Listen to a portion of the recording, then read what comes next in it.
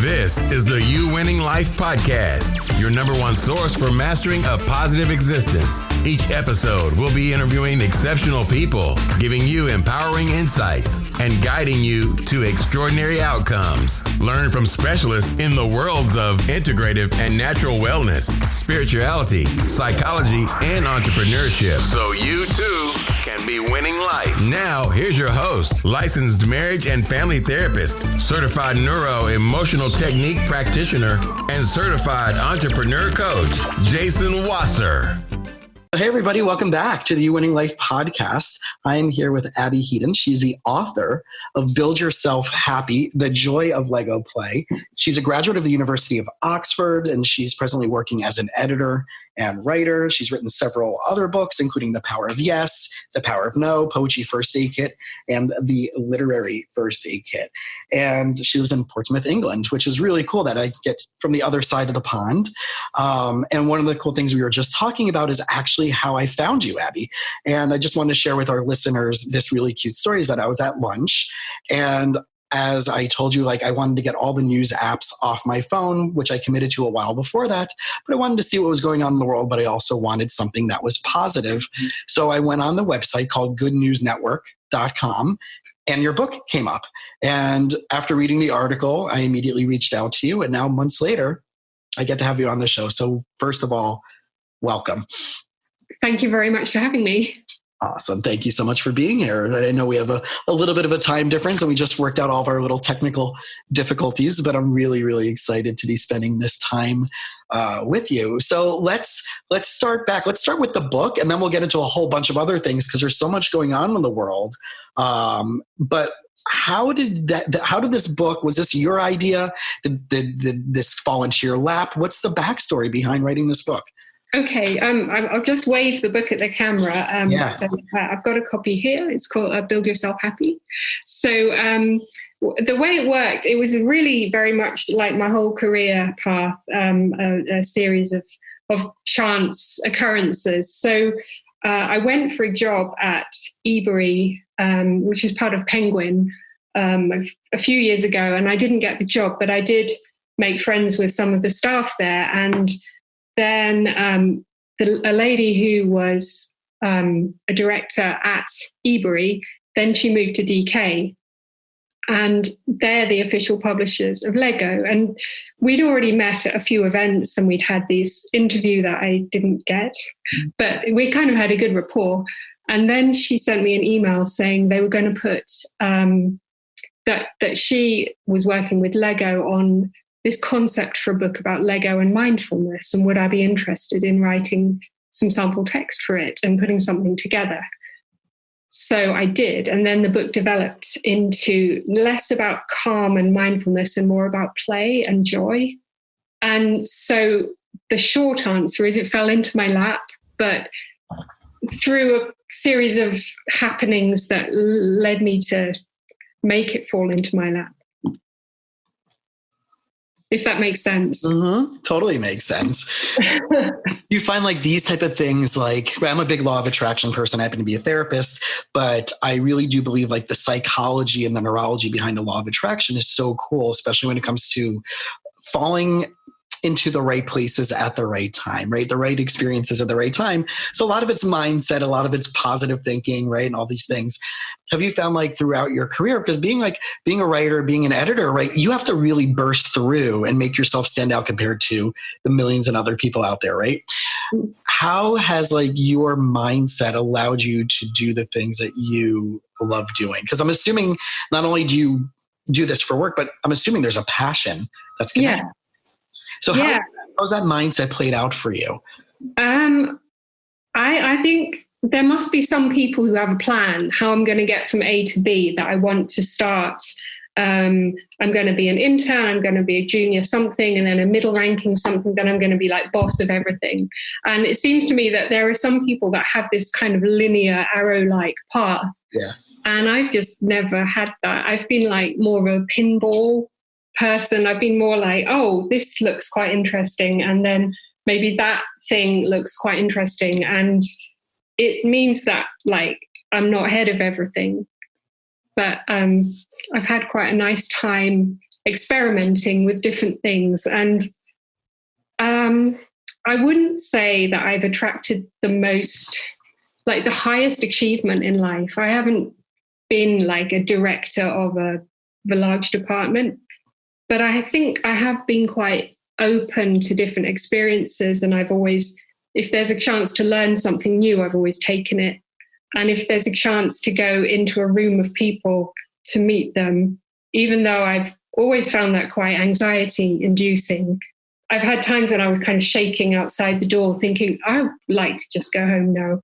But I've forced myself into the room. And I've found that by taking the step into the room and smiling at someone and having a conversation, that can lead to good things happening. So the mindset that you just shared is so profound, because we talk about the end process. We talk about like the book tours, or we talk about, right, the end of the project or the business that somebody's built or whatever it is. But we don't talk about like all the effort and challenges and struggles and disappointments and frustrations and rewrites and edits and, right, whatever it may be. And I know this from the academic world with friends who've done dissertations and whatever it may be as well.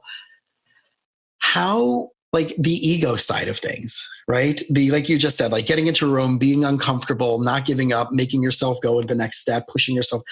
Like, was there times throughout this process, even for this book or other books, where you're like, yep, nope, I'm done. I'm shutting down this project. I'm a fake. I'm a phony. They're going to see right through me. All that, right? Has that ever shown up for you? Yeah, of course. I think all writers have that. I read a tweet from a writer that I follow who said that she switches between, I'm so clever, I'm the only person who understands this, my insights are unique, and what I've just written is pure garbage. No one will understand it. No one needs to read it. I should burn it. And I think perhaps because there's some ego involved in any artistic creation, but writing is especially like that because you do it by yourself. Yeah. You kind of squeeze the words out from somewhere onto the document. Then you send them and they disappear and you don't hear for weeks if it was all right. So you go through, it was great. Oh, it's very bad. No, maybe it was great. No, it was probably terrible.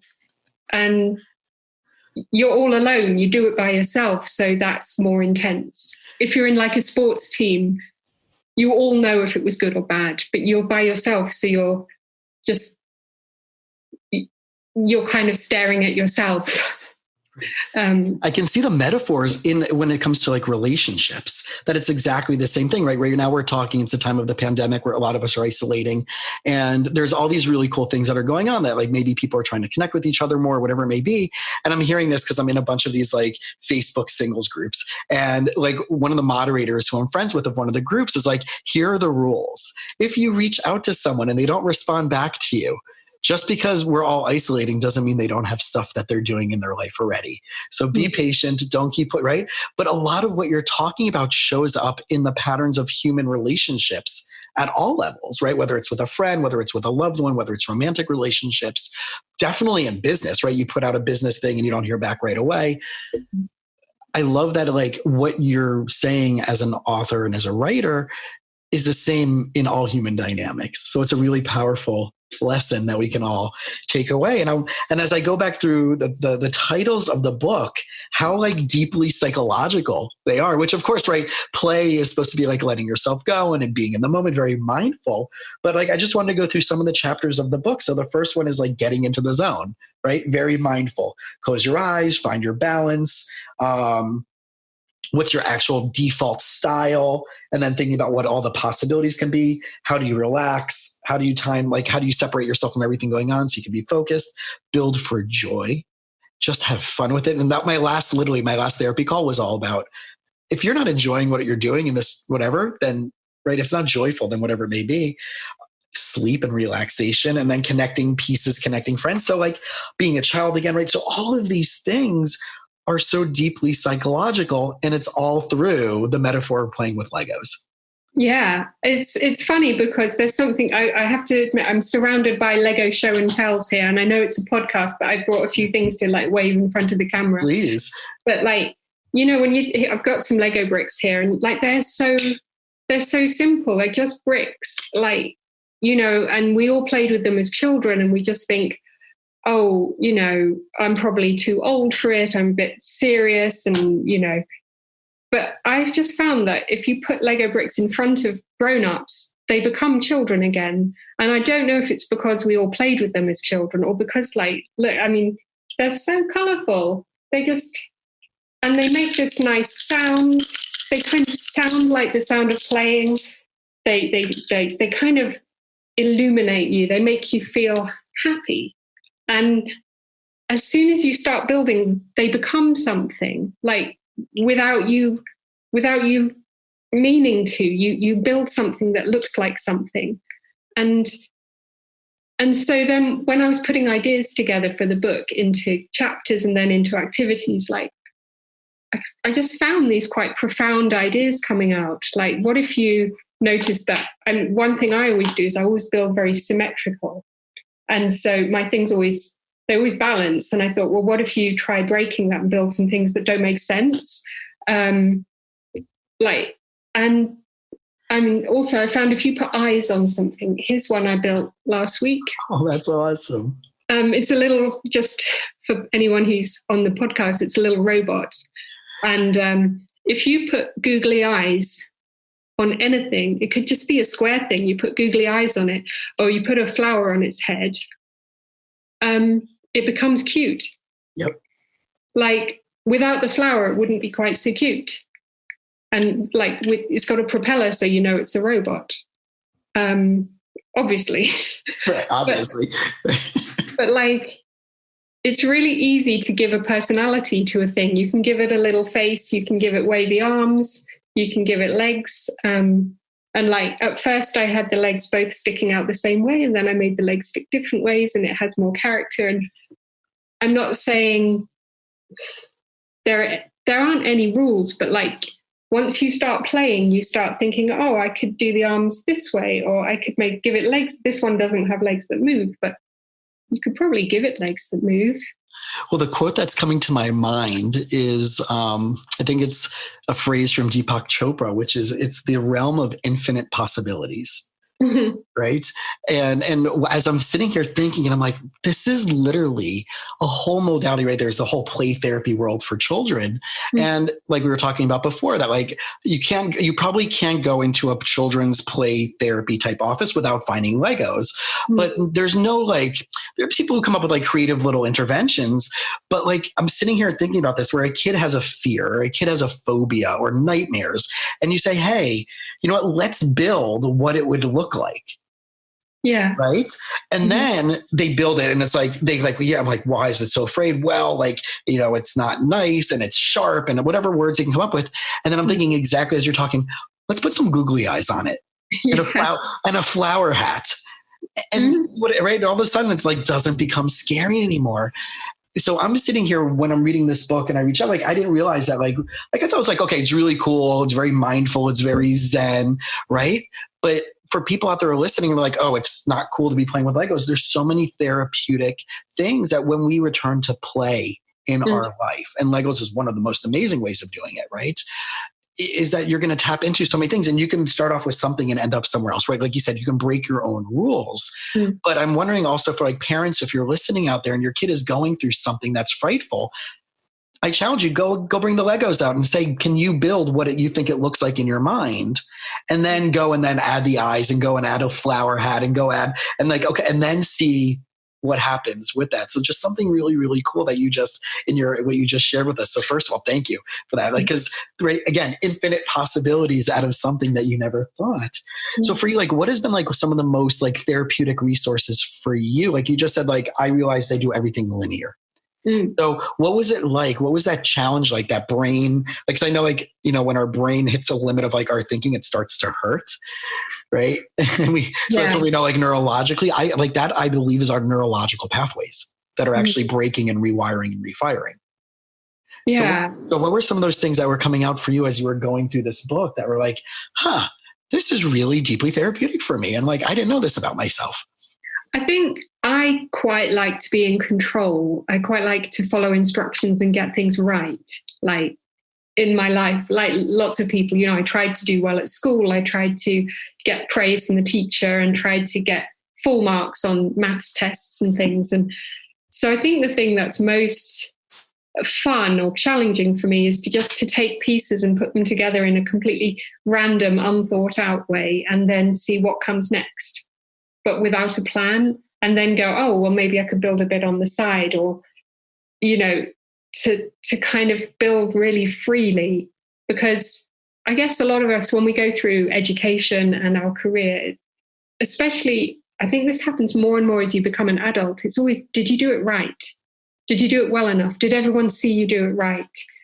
And what I love, like your quote about infinite possibilities, is if you're playing Lego by yourself, or with friends, but like especially by yourself, give yourself the freedom to do something where there's no right. And even if there was a right, like I want to build a tree, well, maybe it doesn't come out looking like a tree. It doesn't matter. You're just playing. And I just think that that's the challenge for adults. And kids don't have that at all. Like kids will build something that doesn't look like what they say it is. And then they'll say, oh, it's a monster, it's a robot. And you'll go, is it? But they can see it. Yeah. And as adults, we have to like unprogram all that. Is it right? Yeah. Did I do it right? Was it good enough? Was it better? And just go. Well, that's where that inner critic, right, comes from. And I was reading a book, I can't remember the name of the title, but it's a book on running. It's a whole running modality book. And they say that when you watch children run, their body mechanics are literally the most natural, free-flowing, efficient way of running. And then as life hits us and we're told how we have to run in class and we have to do this, and our body starts tightening, and we lose that, we start getting more constricted and we lose that natural mechanics. I think you're hitting on that, right? That we are told either by a parent or by a teacher that like, no, that's not the right way. And our creativity, and then that inner critic starts coming in. That maybe we're going to be wrong. Maybe we're not going to make them happy. Maybe we're going to disappoint somebody. So how have you found through that process, like you were just saying, like these type of things can help us, especially for us as adults, that we don't have to do it right? Well, I had a launch event for the book back in October. It was actually at my local MP's office because he's super supportive and he's really lovely. And I came up with these activity cards that I spread out on a table, and they just said things like, build something that's only one color, build something that looks like you, or build something beginning with the letter B. And so and then I made all these little boxes with kits in, just like little selections of bricks. And it was on one side and there was a bar and there were some books for sale, but people kept like going over to the table and they kind of go, yeah, probably won't. Yeah, well, maybe I'll just take a look. And then like they would be totally engrossed and they'd be like, no, I've done this, I've done this. And I've got some pictures just showing people who've lost themselves in the building, even though they're in a noisy room full of people. And I think it's partly because Lego is this really basic toy that we had from the beginning. And because it looks so unthreatening, it offers those infinite possibilities, and like it allows people to sort of hurdle over some of those inner critic stuff and just go, oh, what if I did build something that began with the letter B? Okay. Like, there seems to see them slowly starting to let go of that and just start being fully engrossed and present. Yeah, there's something about Lego that seems to give you permission to do that. And what about like inviting other people to join you in this, right? Especially kids are very good at like, either like they're gonna be like, no, that's my Lego, I want to share, or they'll be very good at sharing. But as adults, like we definitely become much more territorial about it. Like you can like, I mean, people who are listening to the podcast can't see, but like you can see my guitar behind my back, right? Ain't nobody touching that thing, It's not something that I'm going to share with someone unless I know they're actually a musician and they know that they're going to treat it with the respect that I would treat it. How do we, right, especially when it comes to play and these type of, specifically, right, if we're going to use Legos as adults, like, have you heard of people, or have you had people who are like, hey, come on over, we're going to do a Lego party? Before I finished the book, I wanted to test. Oh, I'm so sorry. Something went ping. It's all good. Before I finished the book, I had my husband and a friend of ours round at this table, and I put a whole load of Lego in the middle, and I was ready to test the activities that I had done. And I thought, I wonder if they'll get into it. And like, they both just reached out for the Lego and started playing with it without me even telling them what the game was. And so I do think you have to open yourself to a little vulnerability to share that kind of childlike creativity with other people. But if they're people you know well, I think they'll fall into it. And also, as long as if you're the host, if you started it, then if you open it in a way that just offers positive reinforcement, rather than saying, well, that doesn't look like a boat.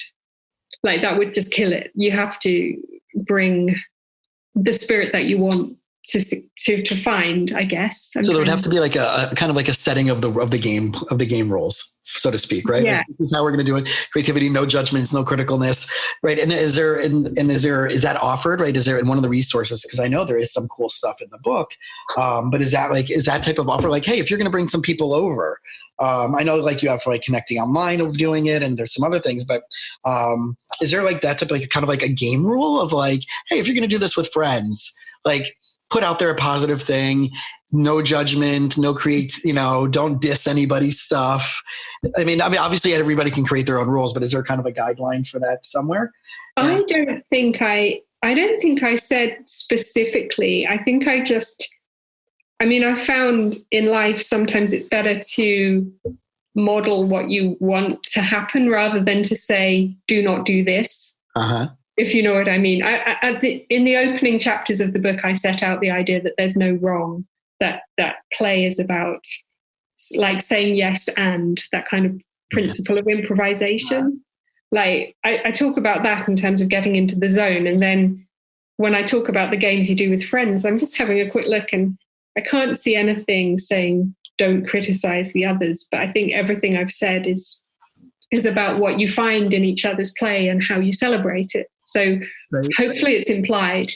Well, I'm thinking about like the people who are like those control freaks, right? And no, this is the right way. No, that's the right way. And then like, I can, again, like there's so many therapeutic ramifications for this where it goes just beyond like doing like play, from my perspective, right? Play therapy, but like bringing this to adults in a session, especially couples. I can kind of how much, right? I can imagine sitting there with one of my couples, if I was back in session, right? Not doing everything virtually right now and being like, okay, guys, taking one of those ideas, right? I want you to build something with the letter B. Go. And then watch them engage with each other. And then use that as an intervention to see, right? There's so many, like, this is like the brilliance. Like, I find like why, again, like I told you, like I was so excited to reach out to you. It's like the simplicity of this, like at the level, it's like just playing with a toy as an adult. Yeah. Right? It could be art, right? I grew up in the 80s. So like He-Man or my G.I. Joe, right? All this stuff that like, is probably worth $1,000 if I sold it, right? if I could find it in one of my parents' houses. But like the fact that like on a deeper, and as I was going through this book and enjoying like just the headings of the titles of like how much I find that it's related to like mindfulness and meditation and being Zen and therapeutic and these things of like, it's so much safer for people to use an externalized toy to do that healing than it is for them to like maybe go to a therapist or go to the gym or go read a self-help book. That in a way, did you realize that you were writing a self-help book? I mean, you're talking about happiness, but like an inner peace, and it says it right there on the back of the book. But did you like, was part of your mindset is this is a self-help book, but I'm going to kind of squeak it in under the radar. I think it's definitely over the border into self-help land. Yeah, I think so. But not, I mean, Lego won't solve all your problems, but like if you have some niggles, if you have some things that you would like to sort of look at or try to resolve them, I think Lego could be part of it. Especially, I think, I mean, we're in quarantine now. And, we're socially distancing. Loads of people are alone. I'm really lucky. I live with my husband. So like we have each other to entertain. But like, you know, I think you need a creative outlet. You need something fun to do. And I think Lego's a really nice, non-screen based, non-digital, non-kind of, like you don't have to do it right. You just do it for yourself. And it's very tactile and very sensory oriented. I know when you're talking at the beginning about the noise and the feel, there's a whole new up thing of this, like for people, I think it's ASMR, right? Where it's very, right? And I mean, that is a whole another like 5-episode conversation, but the tactileness, the sensoriness, right? If people have sensory integration issues or, right, just the feel, like you said, like putting those in your hands will probably bring you back to the place of childhood. I think so. Yeah. It brings you into the moment, right, in a way, that's comparable to mindfulness. I think I searched for the word mindfulness. I think we used it once in the whole book because, as I mentioned at the start, we started with calm, and this book was done in collaboration with the headquarters of Lego in Denmark. And like, I got some really detailed, useful feedback from them, and they were like, "Yeah, we want to steer away from calm and towards joy." And so they wanted to steer away from the idea that if you play with this book, like you'll be able to solve your problems. Right. Towards if you play with this book, you'll have more fun, more joy, and like in brackets, that might help solve your problems. Yeah. Well, that goes back to what we were saying before about this like law of attraction mindset. And I love sharing this example because it's so apropos to what you're saying. It's like if we go into a pizza place and we order a pizza, we don't tell them what we don't want. We don't say, I don't want anchovies. I don't want mushrooms. We talk about more what we want, which is right. You want a pizza that's going to taste good to you. Don't tell me about the pizza that doesn't taste good to you. And I do believe that philosophy is so brilliant of whoever specifically said that, I think gets it, where it's like, focus more on the things that give you joy, the things that give you pleasure, the things that are more fulfilling, the things that are more in alignment, the things that are playful, the things that make you laugh more. And you're not going to have the time, effort, and energy to waste your time on the things that give you headaches. Yeah, I think that's such a good point. And like, I think there's something about all creativity and all art that relates to that. Because like I read a quote by Philip Larkin. He's a poet who I think he was around in like the 60s and 70s. And a lot of his poems are really miserable, like famously miserable. And yet I think that I heard a quote from him saying that all poetry is itself a positive act. Like to take the time to write the poem, to put that sort of sad feeling into a poem and publish it, like that's an intensely positive thing to do. So like all art, even the art that's quite sad, like all art is positive in that way, and all creativity, like the creative impulse, if you're expressing something sad or something happy, like it's all positive. Do you see what I mean? Yeah, because you're getting it outside of you. You're not keeping it stored. You're not shoving it down, right? It's that whole the feelings buried alive never die. Right. Yeah, and there's a word that's on the tip of my tongue. Like you're enabling it. You're giving it value. You're giving it presence in the world.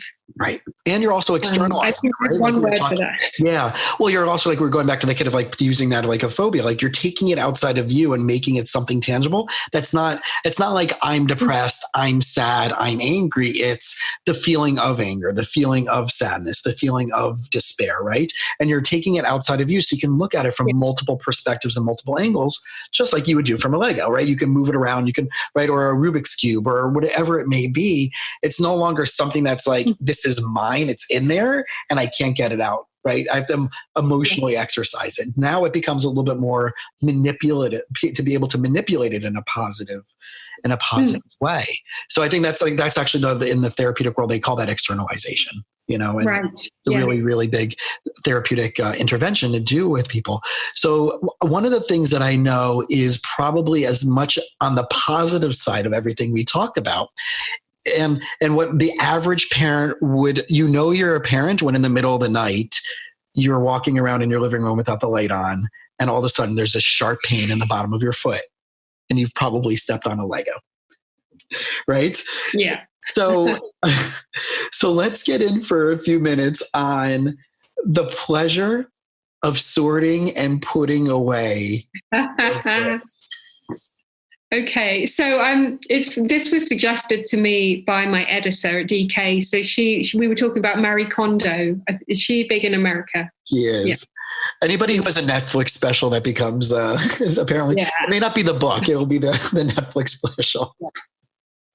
But like Marie Kondo's been huge here too, and there's something very therapeutic about sorting out your stuff, knowing where it is, and I think when, like at the moment, the world is unknowably strange and difficult, and I personally am finding a sort of strange dissonance between how pleasant my life is and how scary the news is. And as you said, you were talking about, I think before we started recording, about like looking for the good news and maybe steering away from the news, you know, because it can bring you down. I am coming to the answer. But like, there's a feeling, you can feel that things are out of control because like the current situation, there's nothing we can do to fix it. We can change our actions to respond to it responsibly. But it's worrying. We can feel out of control. And I think, like Marie Kondo offered you the chance to sort out at least your stuff, sort out the place you live and feel good about that. And then at least that's not bringing you down. And then you're equipped to go out and cope with what else is happening. So that was a long way of saying that when you sort out your Lego pieces, it can make you feel better. Yeah. So I've got another show and tell for you. Fantastic. So so I'm just going to hold this up. It's a little thing of plastic boxes that all fit together in a holder. So it looks like a little, right? So it looks like a plastic tool bin for like drill bits or nails and screws. It's a 4x4. So there's 16 compartments in what you're holding up. And each one has its own little individual handle and drawer. Yeah. Each one comes out. And it was from a hardware shop. Perfect. There you go.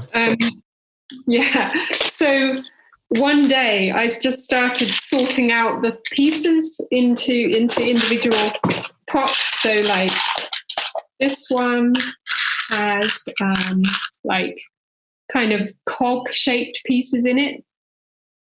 So you could build a Roman column with them, or you could make robot arms out of them. And they're all very similar in the color scheme in those. So it's not, those are more of the khaki white and beige type, right?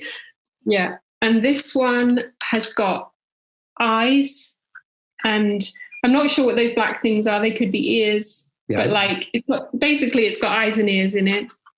Then I've got one, I think you might like this. It's got hats. Hats and flippers. So like just the act of going through your pieces and just like sorting them, it can just make you feel, it can be oddly happy making. That's all I can say.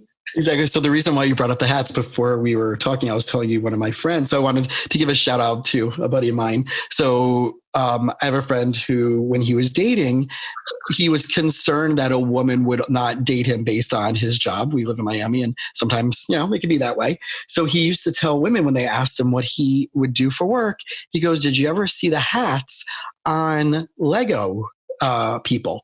And they'll be like, yeah, I've seen those things. He's like, yeah, well, I designed those.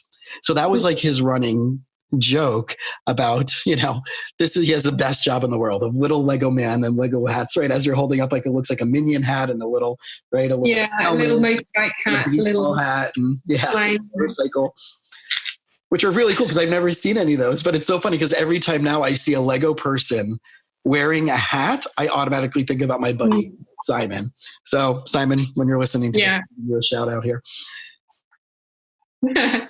So I think, obviously it's useful if you were doing a build, if you thought, I need some eyes, I'll go into a little box of eyes, which is also a disturbing image. But or I need some accessories, or I need some like one piece, like, like 1 unit pieces, or some 4 unit pieces, or flat pieces, or bendy pieces. Like,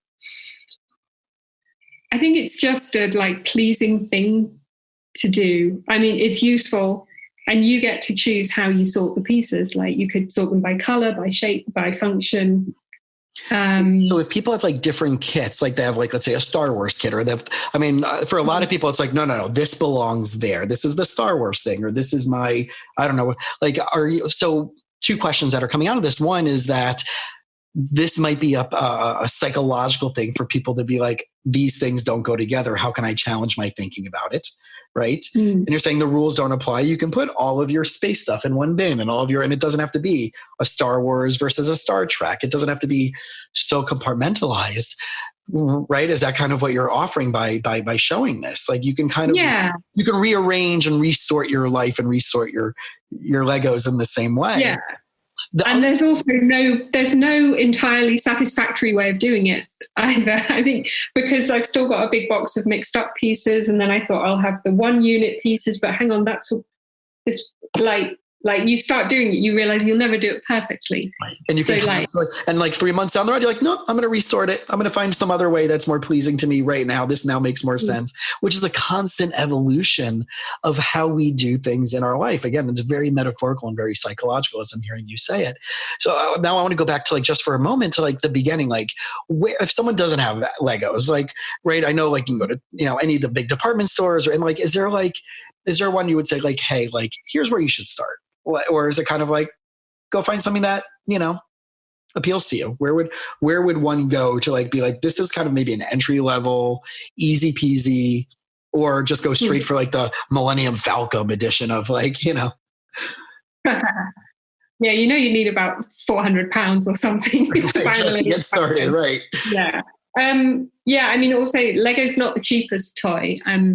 It lasts forever as far as I can tell. So but I've been getting Lego kits for birthdays and Christmas, because you don't just buy it on it. It's like a paperback book is cheaper in a way than like a big box of Lego. But the ones I found that I really like are the yellow. There's a yellow set, and they're called Creator, I think. And basically they are sets that are designed for all ages. And the aim of them is just to give you pieces that you can start creating with. So instead of buying a kit to build like a hover bot, or like a tractor or Big Ben, they just give you a selection of pieces and a selection of ideas. So that's my tip, to look out for the yellow boxes, because then you're not tied to like, oh, well, these big wheels always have to go at the back and the small wheels get the front, and the screen is like this, because the pieces they offer you are a bit more general. Mm-hmm.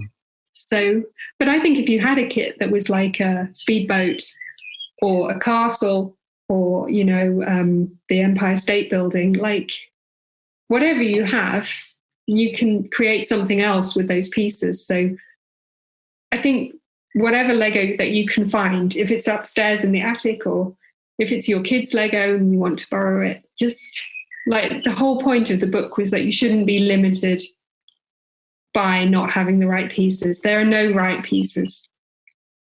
And one of the best places that I'm hearing to find a lot of these is going to garage sales and going around and like definitely find like, right. And people are just ready to get rid of them. And you can buy, I don't know if you're familiar with Gary Vaynerchuk, Gary V, like he's really big on garage sailing and then flipping stuff, but he has some really awesome videos of like when he goes to like a garage sale and he'll see like this set of like 500 Lego pieces and he'll be like, I'll give you $20 for it, So like, and they'll be like, oh, okay. He's like, all right, 25. And they're like, oh my God, I got $25 for this crap that's been sitting in my garage for God, right? And they're just happy to get $25. So be creative, right? If you're listening out there, right? I mean, right now we're in the time of social isolation, right? Obviously, it's not necessarily a thing, but whatever, maybe posting it on Facebook and, or using your social media. If you're finding that this is compelling you to want to go out and do this, put a post up on your Facebook and be like, hey friends, do you have your Lego set that's no longer being used and you want to either lend it out to me or you want to give it away? Happy to come pick it up from you. right? Yeah, right. Yeah. As you're Marie Kondoing it, So find a way, right? So right now, especially find a way, right? Leverage your social networks, people. But again, there's so much cool insights. So again, I just wanted to give one more shout out for the book, right? As I have it sitting here also, right? It's Build Yourself Happy. I posted if you're listening to us on Facebook right now, it's in the chat, but also you'll see in the show notes, but you can also just go right on Amazon. It's Build Yourself Happy, The Joy of Lego Play. And before we go, is there anything whether it's about the writing process or this specific book or something else in your life that you feel like I would be remiss if I didn't share this with your listeners? And I really would want them to maybe walk away with something something that off the top of your head, you're like, you know what, this is kind of my on one foot thing. If I can give this over, this would be really useful. Is there anything that comes to your mind? Okay. Yeah. Thank you. Thank you for giving me enough time to come up with the 1 foot thing there. There's one thing. It's the one activity that I put in the book right at the start. And they had an internal sales conference at DK where the editor pitches the book to all the sales staff. And this meeting went on for about 6 hours. And she said everyone was kind of dying of boredom. They'd been inside. This is long before the lockdown. This is last summer sometime. And one of the activities in the book is about building with your eyes shut. So you take a selection of pieces and you close your eyes and you just put them together. And you don't know what it's going to be until you open your eyes. And she said that everyone was given a small bag of Lego and everyone started doing it. And she said the energy in the room completely changed because they just thought it was hilarious. There was something odd about closing your eyes in a room full of people. There was something odd and ridiculous about building something that you can't see. And then you open your eyes and you find out what it is. And it's nothing you would ever build because you couldn't see it and it doesn't make any sense. But it could be something. And that little bit of play, that little bit of risk, she said the whole room was re-energized and they were all laughing. And so that's my one tip. If you have some Lego, try building with your eyes closed. Awesome. So for everybody out there, if you've gotten any value from today's episode with Abbie, please go out and get her book. It's a fun, easy read. I think it maybe took me less than an hour and change to go through it. And so many awesome things. Now to do the stuff that's in the book will take you, right? There's some really incredible applicable things that we've been talking about the psychology and the joy, literally, right? The book is called The Joy of Lego Play. And there's so many really cool things that you share with people that you can do, that we can do with our Legos. And there's some stuff about establishing routines and so much that will help make our life much more joyful. So if you're out there and you found value in this, please go out and treat yourself to this book, especially again, if we're in social isolation. Now is a good time to treat yourself to some good gifts and to the people you love some good gifts. So Abbie, thank you again for spending time with us today. Congratulations on this book. And I very much look forward to having you and continuing this conversation again in the future for perhaps the next. Is there another project that you're working on that's in the works? There isn't one at the moment, but yeah, there could be. Who knows? Yeah. Awesome. Thank you so much for having me. My absolute pleasure. We'll talk again soon. Thanks for listening to the You Winning Life podcast. If you are ready to minimize your personal and professional struggles and maximize your potential, we would love it if you subscribe so you don't miss an episode. You can follow us on Instagram and Facebook at Jason Wasser, LMFT.